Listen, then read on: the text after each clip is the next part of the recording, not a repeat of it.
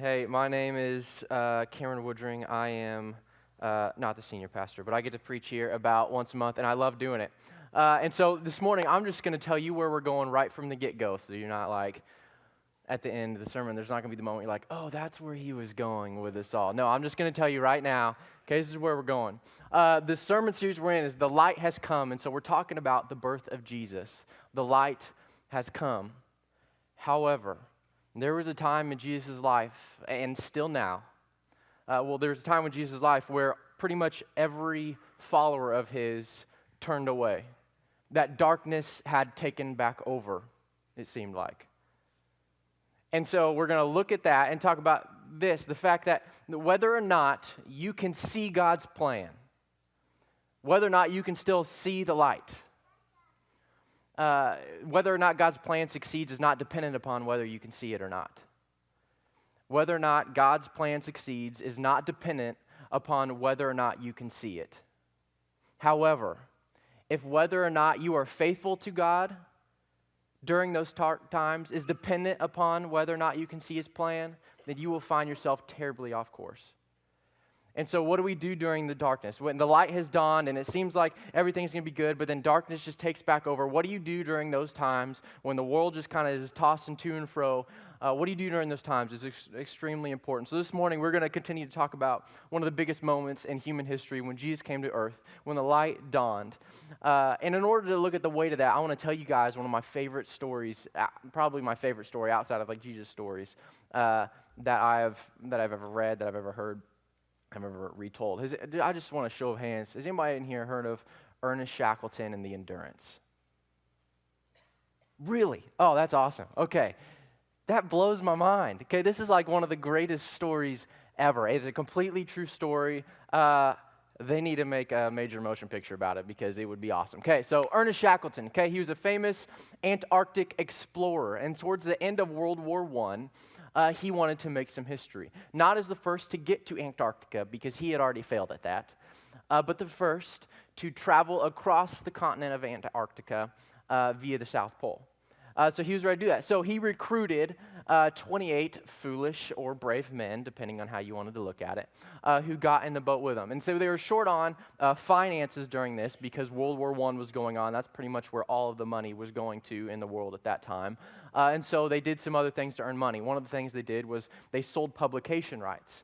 And so what was really cool about this journey and what makes it so cool to go back and look at the story is that there was a photographer on board this ship during their voyage with them. So we get some pictures about it. But that also the men were taking notes in their journals. One, it helped them keep them sane, but also so the newspaper could publish their thoughts of the men as they were doing it. So when they left for Antarctica, what they actually were hoping for came true. The world would forever tell their story. Obviously not very well, if none of you guys have heard it. But after this, you guys are going to tell the story because it's a really good story. But it wasn't because they succeeded, but because they failed.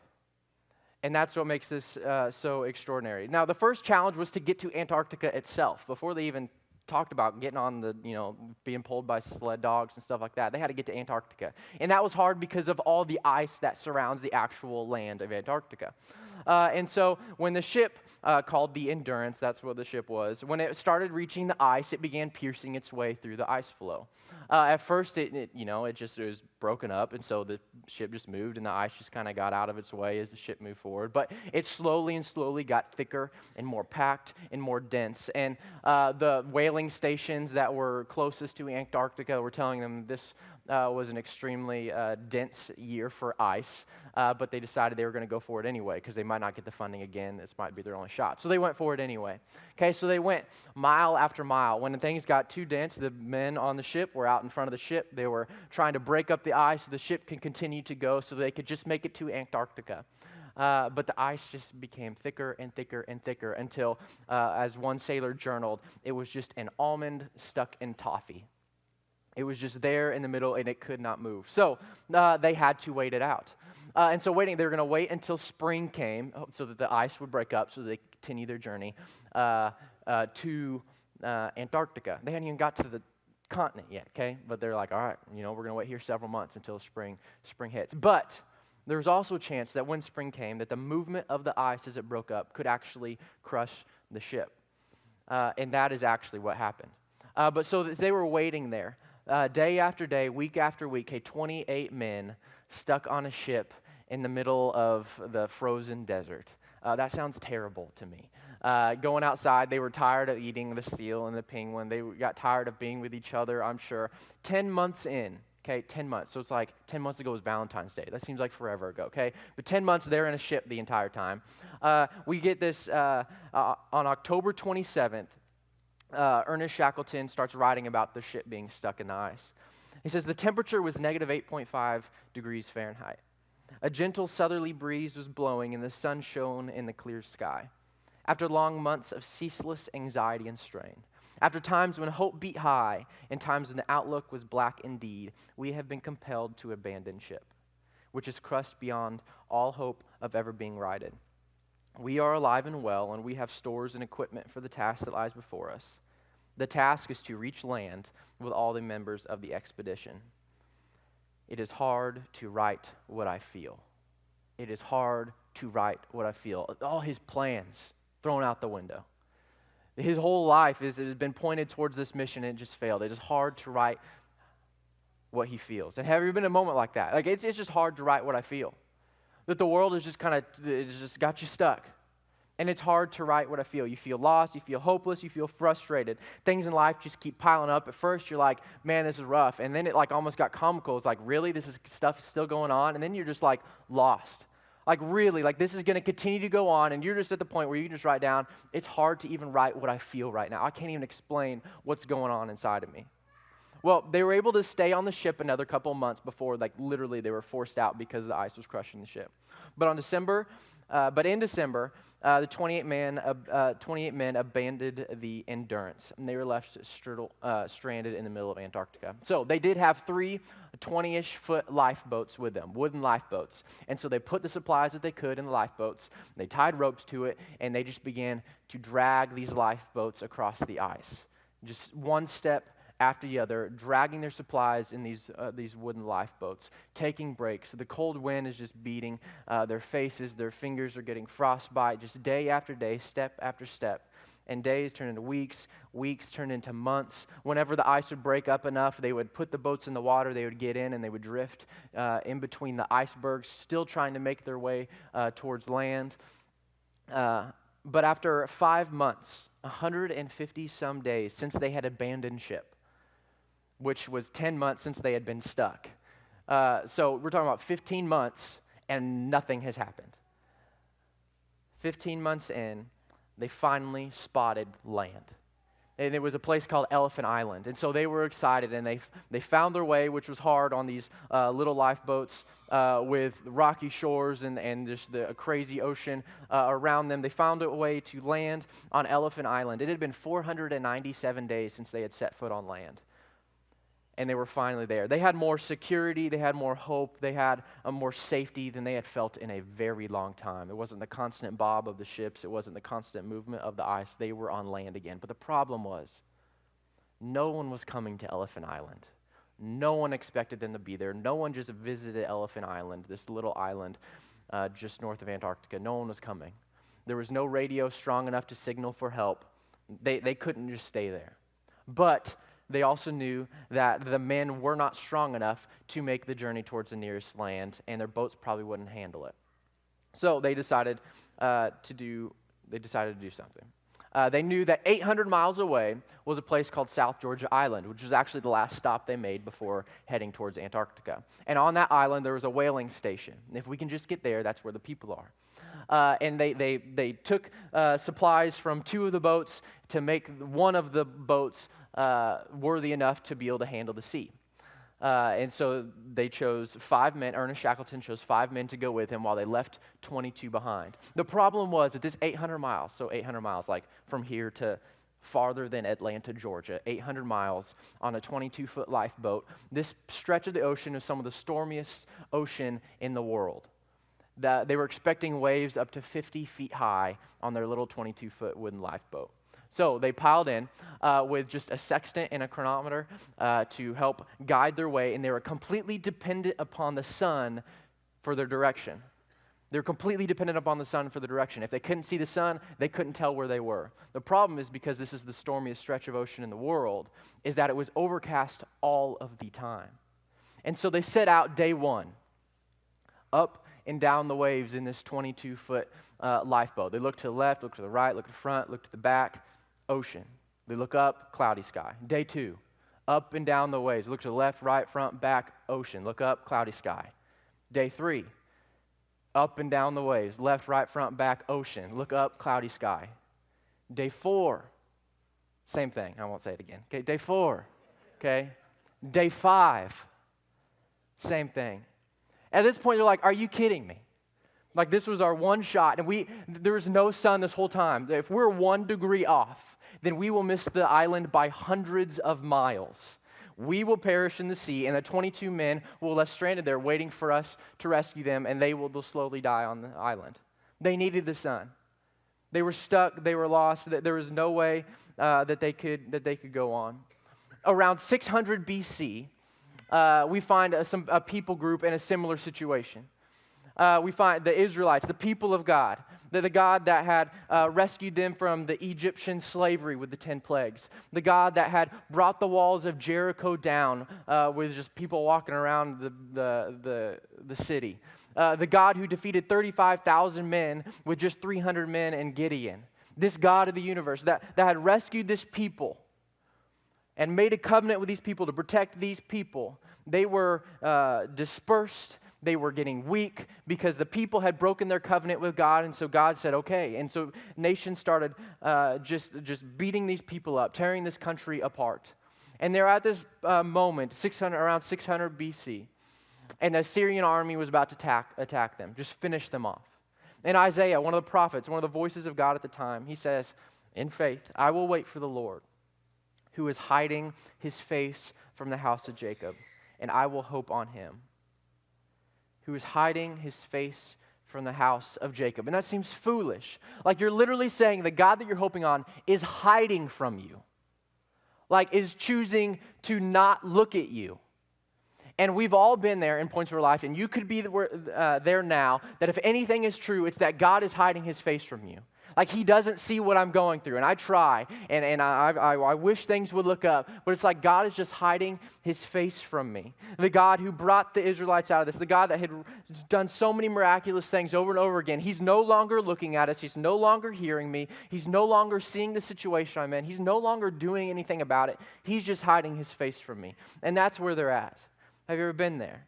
In your darkness and frustration, you feel lost. There's no sun to gain your direction. You're just lost out in the middle of nowhere. There's no God to save you, just darkness. Well, still, up and down the ocean, left, right, front, and back, just ocean waves all around them. Look up.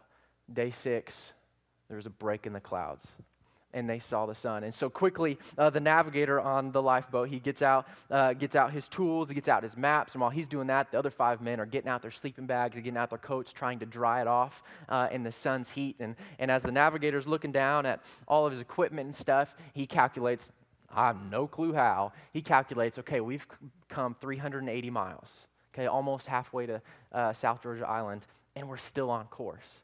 And so they were pumped. They were excited. The sun, it brought warmth, but it brought more than warmth. It brought direction. And the sun brought more than direction. It brought hope that they could actually do this. They could actually survive this. That when everything seemed lost, like there was a little light at the end of the tunnel, they could actually get out of this. And out of all the lights there are, the light that comes into darkness is the best of lights. Like a light in here, it's already light in here. If I had to, light a candle, who cares?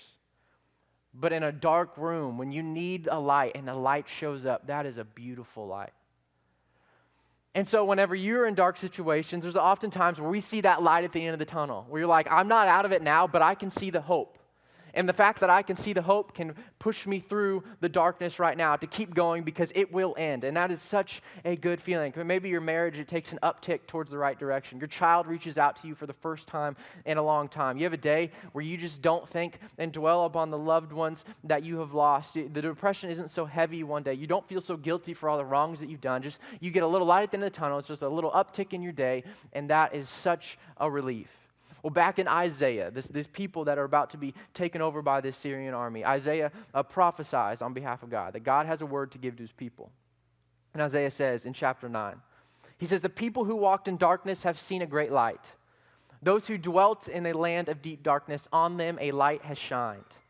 For to us, in verse 6, for to us a child is born, to us a son is given, and the government shall be on his shoulders, and his name shall be called Wonderful Counselor, Mighty God, Everlasting Father, Prince of Peace. A child is going to be born, and he will be a great light. There is a light at the end of the tunnel. We have some hope. This nation isn't forgotten. God has remembered his people. But the problem was the Syrian army came and dispersed the country, and this child never showed up.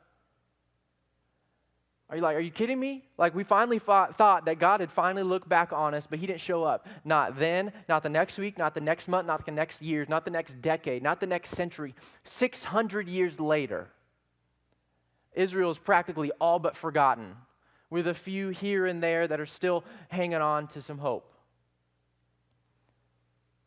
But 600 years later, God makes true on his promise. And in Luke 2, we find some shepherds that are just out in a field, and all of a sudden an angel appears to them and says, hey, fear not, for behold, I bring you good news of great joy that will be for all the people. For unto you is born this day in the city of David a Savior, who is Christ the Lord. And this will be a sign for you. You will find a baby wrapped in swaddling cloths and lying in a manger. And suddenly there was with the angel a multitude of the heavenly host. They were praising God and saying, glory to God in the highest, and on earth peace among those whom he has seen, from whom he is pleased.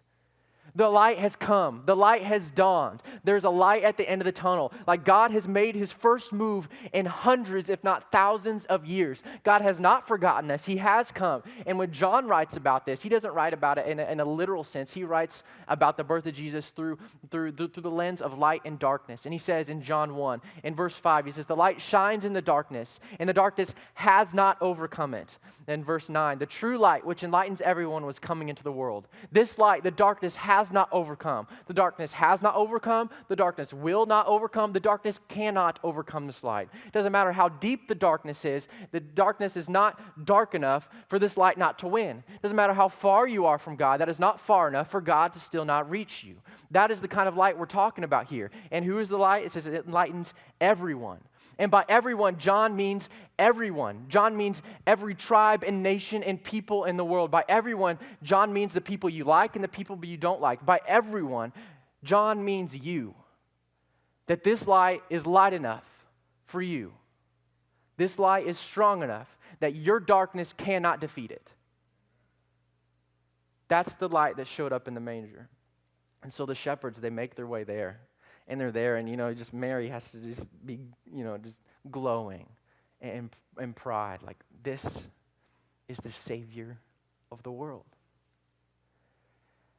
And this isn't in the scripture, but you just have to wonder about that moment. Like, when I think about it, that has to be one of the most anticlimactic moments ever. The shepherds show up, and they're just like, cool. One of the young shepherds could be like, so what does he do? They were expecting Jack from The Incredibles or something. What? This is going to save us, really. And they're like, what do we do? And one of the sarcastic shepherds is like, well, he just poops. So you can change his pants. You can start with that. We're just like, really? This is what you got, God. And, and this baby that's supposed to be hope of the world is a little bit confusing. Well, after Shackleton and the 5 men on the boat, after they got their bearings, the sun had appeared, the clouds came back over. The fact that the sun had shown, they were allowed to see where they were. They made sure that they were on course. But the fact still remained that they were 6 men on a 22-foot wooden lifeboat in the middle of the stormiest stretch of ocean in the world. And they were only halfway there. In fact, they hadn't even seen their biggest storm yet. They continued on, day after day. Look left, look right, look forward, look back, ocean everywhere, going up and down in the waves. They look up, cloudy sky. But one day, on the 11th day out in the ocean, dark clouds, big waves, little boat out there in the storms. Once again, they were soaked in freezing water. Their sleeping bags were wet. Their coats were wet. Their faces were frozen. frostbite on their fingers. And Ernest Shackleton writes this, recalling the day. He said, I called to the other men that the sky was clearing. Then a moment later, I realized that what I had seen was not a rift in the clouds, but a white crest of an enormous wave. During 26 years' experience of the ocean and all its moods, I had not encountered a wave so gigantic. And he's in a 22-foot lifeboat. Great. It was a mighty upheaval of the ocean, a thing quite apart from being white-capped seas that had been our tireless enemies for many days. I shouted, for God's sake, hold on, it's got us. Then came a moment of suspense that seemed drawn out into hours.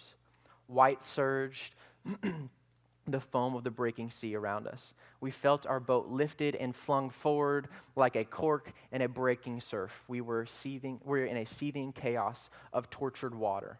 The sun had given them hope. We can be there. We can get this. But at the end of the day, it was just a facade. It was just a mirage.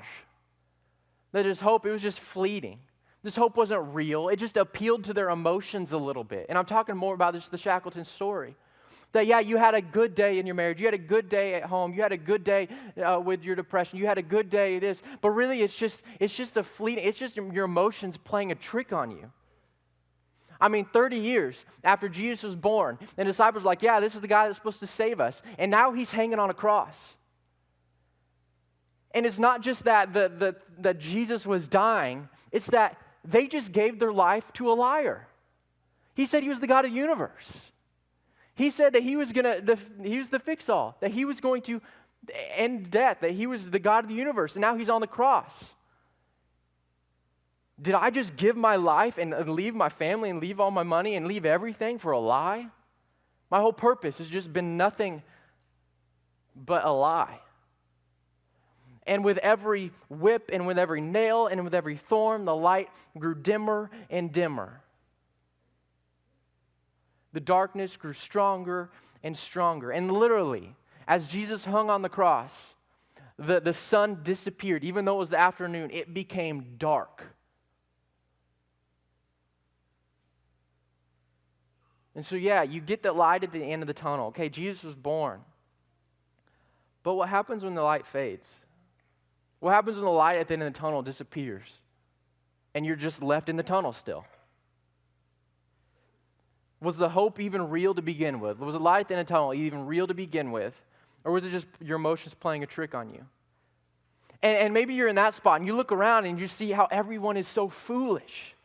Really, you're holding on to the hope in this Jesus. Look around. Look how dark this world is. Look at the sickness. Look at the war. Look at the hate. Look at the depression. Look at the division in this world. Look at the innocent lives lost. Look at the mass shootings. Look at the wildfires and hurricanes. Look at the suicide rates. Look at the foster systems. Look at the kids who Santa forgot about this year. Look at my life and how dark my life is. Like, really, you're saying that the light has come. Look around. I don't know what foolish hope you're holding on to, but this world is really dark. And every year you sing Christmas songs about the light who has come. I don't know what you're talking about. But if we go back to what Isaiah was prophesying, back when the Assyrian army was about to take over, and we find in Isaiah 53, him making clear what Jesus on the cross was actually doing. In Isaiah 53 we read, it says, in verse 1, he says, who has believed what he has heard from us? And to whom has the arm of the Lord been revealed? For he grew up, I'm talking about Jesus, for he grew up before him like a plant and like a root out of dry ground. Out of dry ground. The ground doesn't have to be fertile for God to do his work. Out of dry ground. He had no form or majesty that we look at him. He had no beauty that we should desire him. He was despised and rejected by men. Despised and rejected. Not just forgotten, despised. Not just ignored, he was hated by men, a man of sorrows and acquainted with grief. And as one from whom men hide their faces, he was despised and we esteemed him not. Surely he has borne our griefs and carried our sorrows, and yet we esteemed him stricken, smitten by God, and afflicted. As he was hanging there on the cross, everyone's like, he's finally getting what he deserves. He's claiming to be Jesus this whole time, and God is finally saying, all right, it's time to shut him up. I mean, the Roman army, they thought they were acting on behalf of the gods. And the Jews who were responsible for getting him to the crucifixion, they're like, yes, we are working on behalf of God, because this man has been claiming he was God the whole time. This man, he's complaining he was the hope, that he was God in flesh. Like, they are working on behalf of God. So finally, this man who's hanging on the cross, finally he got what he deserved. Finally, this liar got what he deserved. He was wounded for our transgressions. He was crushed for our iniquities. Upon him was the chastisement that brought us peace. And with his stripes we are healed. And like sheep we have gone astray. We have turned every one to his own way. And the Lord has laid on him the iniquity of us all. The ironic thing is that while the world blindly cheered at every whip and every nail and every thorn that Jesus took, the ironic thing is that every whip and nail and thorn that Jesus took had their name on it. That he was dying for them. And they were cheering. It's like, finally, he's getting what he deserves. And every whip they cheered. Whenever whip he took should be going upon them. And they had no idea that this darkness was actually achieving for them a salvation. That in their mock, in their insults, they were insulting their very own salvation. Then he continues, he was oppressed and afflicted, yet he opened not his mouth. Like a lamb that is led to slaughter, and like a sheep that is before its shears is silent. So he opened not his mouth.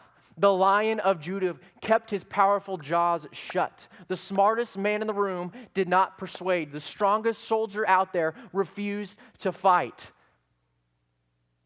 He allowed himself to be crucified by the people he created. Darkness was winning. When everybody looked on the cross, they saw not the God of the universe being crucified. They saw a lying, cowardice wimp. He talked a big game, but he's finally getting what he deserves. Man, he said that he was going to restore the temple. He said he was going to do this. He said he was going to do this. What a coward. What a liar. He talked a big game, but he can't really do any of that. And Jesus just took it all. Darkness had won. We'll continue in that. It says, by oppression and judgment he was taken away, in verse 8. And as for his generation, who considered that he was cut off out of the land of the living, stricken for the grand transgression of my people. And they had made his grave with the wicked and with a rich man in his death, although he had done no violence and there was no deceit to his mouth.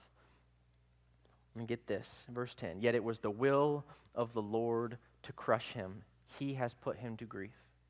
It was the will of the Lord. God was the mastermind behind the darkest hour in human history. That's a terrifying phrase, but it's also a very eye-opening phrase, because this truth rings true. That even when darkness seems to win, God is still sovereign. That even when darkness seems to win, God is still working. That even when darkness still seems to win, God is still in control. Even when darkness seems to win, God is possibly doing his best work, and you can't see it. The darkness does not mean that the light has disappeared. It just means that the clouds have covered up the light a little bit, and God's allowing that while he does his work. If you continue on in that verse, it says, when his soul makes an offering for guilt, he shall see his offspring. He shall prolong his days. The will of the Lord shall prosper in his hand. The will of the Lord shall prosper. Not because you can see his plan, but because it's the will of the Lord. Whether or not you see his plan does not determine whether or not God's plan is achieved. God's plan is going to be achieved because it's God's plan. You being able to see it doesn't determine whether it succeeds. However, if whether or not you stay faithful is determined upon whether or not you can see God's plan, you will find yourself terribly off course.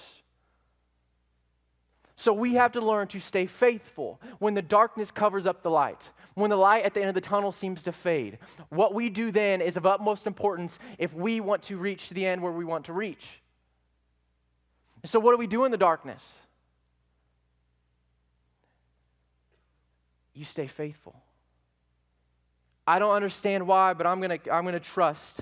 I'm gonna keep loving God. I'm gonna keep loving people even though it doesn't make sense. Even though I can't see what God's doing right now. Even though it's really hard, I'm gonna stay faithful. I'm gonna keep loving God. I'm gonna keep loving people. I'm gonna trust my compass. The compass being nothing short than the gospel of Jesus Christ. that you have done nothing to deserve life. You have done nothing to deserve justification. You yourself put Jesus on that cross, that you are a filthy sinner and there's nothing you could ever do to save yourself, nothing you could ever do to make yourself worthy of going to heaven, nothing you could ever do to make yourself worthy of being called a child of God. There's nothing you could ever do to make that right yourself. But Jesus, out of his love, he died for you. And because of Jesus' death and resurrection, you get to be called a child of God. It is by grace and grace alone that you have been saved through faith. We are powerless to get to heaven. But Jesus, because of his love, God in his plan, through the death and resurrection of Jesus, he made a way for you to get to heaven. And that is the gospel. And so when everything seems dark, you hold on to that. That is your compass. You continue to move forward. Even if you can't see God working, you continue to move forward in that, trusting that the darkness doesn't mean that God has left you. It's just the season of darkness. Jesus said, in this world you're going to have trouble. But he says, take heart, for I've overcome the world. The storm had finally subsided that Shackleton and his men were on, and the band can go ahead and come up. They were in the boat for 3 more days. Waves up and down, wondering if the next storm like that, if that was going to be their end. But then they caught a glimpse of land, and sure enough, it was South Georgia Island.